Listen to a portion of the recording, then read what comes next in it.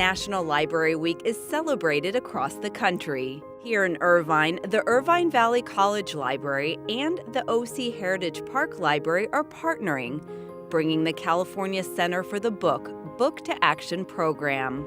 This event focuses on bringing people together and finding the stories that they have in their mind and using the research tools from the library to shape those stories and then finally tell their own story.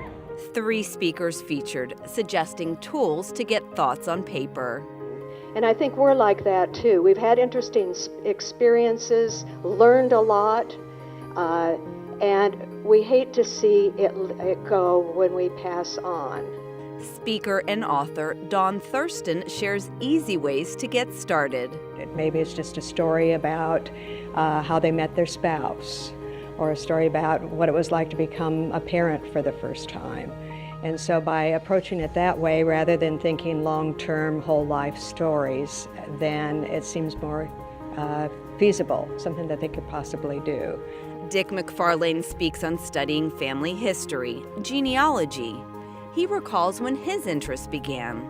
As a young freshman at the university, sitting on my grandmother's living room floor, looking at family group sheets and pedigree charts, and Grandma telling me stories of our ancestors.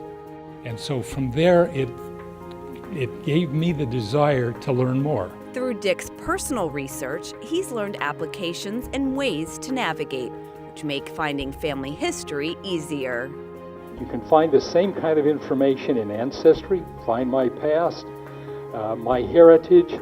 They all have their own specialties. When it comes to locating ancestors, Stephanie Brown explains how to utilize the library edition of Ancestry.com. So my personal preference is that you make things public, because this is the way I found everything I've found is through other trees that are public or DNA that are public. So I'm here as the librarian to say that we have Ancestry as a free resource, and you have librarians that are trained in how to use it to help you use it.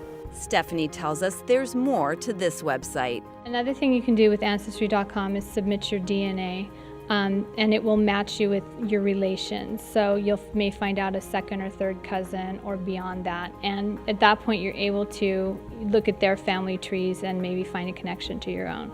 Bringing history alive and learning how your ancestors lived can be exciting.